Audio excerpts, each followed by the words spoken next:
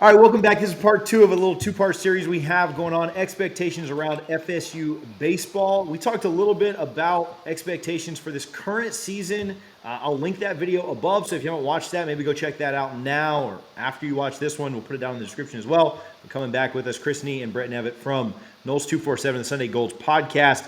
We talked, guys, last time about expectations for this season. Obviously, first year for Link Jarrett. There's excitement, but maybe not the most pressure on him, the biggest expectations this year. But let's talk about when FSU baseball fans can expect things to start feeling a little bit more like a pressure scenario, right? Florida State football has some pretty high expectations. When can that maybe carry over and be what baseball fans feel? Let's talk about it. Let's start with maybe recruiting first, right, Brett? If you want to talk about that, not necessarily the same as football recruiting. I know that fans are pretty invested in that. There's a lot of 1 or 2 year turnaround type recruiting timelines. Not maybe the case in baseball. So when would Florida State fans maybe expect to see some pretty elite classes and things rolling into Tallahassee on that side?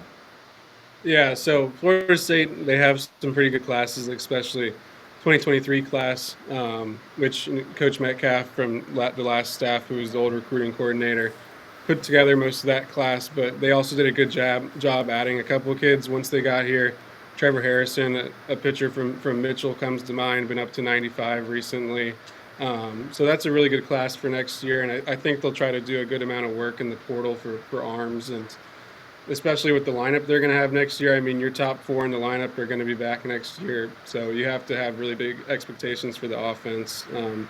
But yeah, baseball recruiting, like you said, is a lot different than football recruiting. I mean, right now the main classes that you're looking at are probably 2025 and 2026, with some, forward thinking on 2027 as well. And FSU recently got a commitment from the number 1 player in 2027, and Chase Fuller, who's Corey Fuller's son and plays up here in Tallahassee, and he's a really special talent. So that was a really big win for FSU in the recruiting trail, and I think it will give them some momentum in Florida, because everyone knows who Chase Fuller is. Kids that age, they want to play with him. So I think that will be really big for them. And Rich Wallace, who is the recruiting coordinator now at Florida State, has been in a lot of places, a bunch of different types of universities all over the country. So I think he has a really good knowledge of the recruiting landscape and kind of how things work and where to look for players in different areas, not just in Florida. One thing I'll add to what Brett just talked about was the portal reference. In talking with the staff a little bit right after their hire and back in fall ball, they didn't want to attack the portal this past go round just to take. They kind of wanted to figure out what their roster was in real time, and obviously they added some pieces. Brendan Oxford is probably one of the bigger portal pieces that we can talk about right now.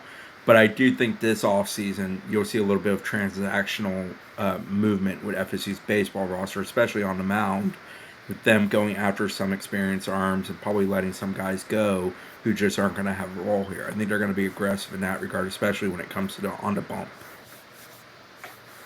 Yeah, and I had a quick question about Fuller. I mean, I went through this process, played college baseball. I mean, I know the facts.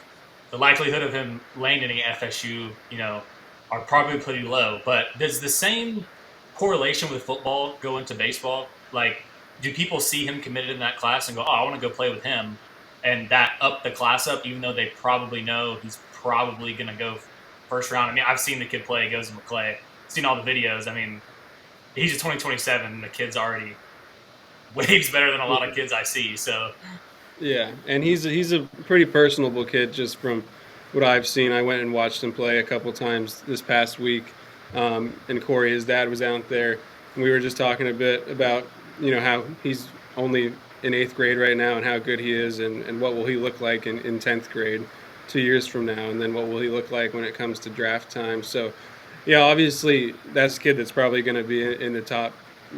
Obviously it's far away, but you have to think that he's going to be able to get drafted out of high school. But yeah, like you said, kids see that name, they know who he is, they want to play with him, they want to be in the same class as him, because you're going to get more attention when you're playing with Chase Fuller. And he's going to play on probably Team USA's. He's probably going to play on some of the best travel teams. So he's going to have relationships with some really good players. So that's a really big piece to build around for that class. And really all their recruiting in Florida for the next few years. Looking past recruiting to some of that starting to translate on the field, we talked about not having too high of expectations for this year. But what is the turnaround, or what does the build back look like to each of you guys? Is it, you maybe compete for the ACC next year, and then trying to host a super the year after? What does that timeline look like in your mind for Link to really compete at the ACC level and then the highest level? I mean, we saw it happen so quick at Notre Dame, so it's hard to really cap expectations on Link with this staff. And like I said, next year especially, what's coming back offensively, and we feel like they're going to try to do some damage in the portal, and we'll see what happens there. But, I mean, yeah, it's just with this staff, you feel like they're going to put guys in the right spot. We've seen it at Notre Dame. I mean, we saw it. I mean, Link took UNC Greensboro to an NCAA tournament. So, yeah, it's hard for me to say. I mean, by next year, I feel like they're a team that, with Link at the helm, is going to compete. And even this year, I mean, they could still do stuff this year. It's just trying to figure out that staff. But if there's any coaching staff in the country that can figure it out, I feel like it's this one, because they've shown that they can before. Yeah, it's crazy to think I have no expectations currently for this season, but I do truly have expectations that next year could be pretty special for them, because they're going to return a good bit of talent. I think they're going to understand what talent they have to address via the portal. And they've also got a very good recruiting class coming in. I just think they kind of understand the formula and how to do it. I think they're laying the foundation this year in the groundwork, and I think it's going to be a pretty well taken to one. And with some of the guys returning next year, it's going to be handed off pretty easily. I don't think it's going to be a reset next year. So I really do think next year could be pretty intriguing for them. All right, I want to do this solely to piss Brendan off. Buy or Sonnone, Link makes Omaha before Norvell makes the playoff. Ooh. I'll Sonnone it. I'll go ahead and share. I have major optimism for football this coming year. I think FSU has a legit shot at it. If FSU can win the ACC, they're going to probably be in the playoff. And I think they have a real shot at it. But we're going to know by the end of September whether I'm choking on optimism or I was ahead of the curve. Yeah, I would have to agree.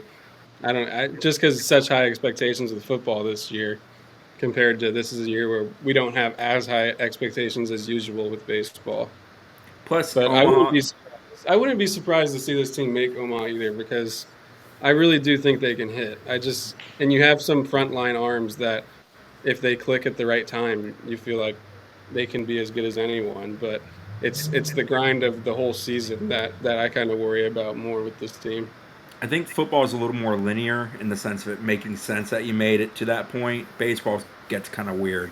I've watched a lot of really good FSU baseball teams get knocked out in the super regional round, and Link's reference being a part of those, both as a player and an assistant in some of those instances too. So it gets a little weird sometimes.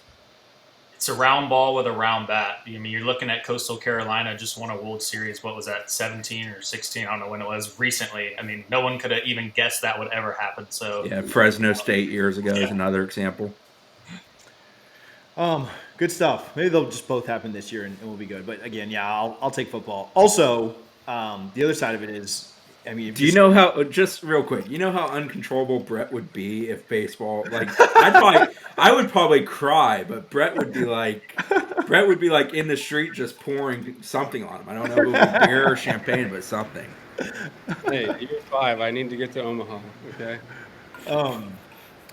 Especially, I think I'd probably go football as well. Mostly just because I think next year you go 9-3 and you're still in the playoff with it going to 12 teams. So I think it gets a little easier to get to the playoff if Florida State can keep things going well. So, guys, thank you again for doing this. Plus part 1, again, if you missed that, talking about expectations for this season, go back and check it out. Check out Noles 247 for all your coverage of FSU baseball. Also, the Sunday Golds podcast that Brett and Aria do. Again, you can find that on Twitter. You can find that on Apple Podcasts, and they're on the website as well. Gentlemen, it was a pleasure. Thank you guys for hanging out. We'll talk to you guys soon.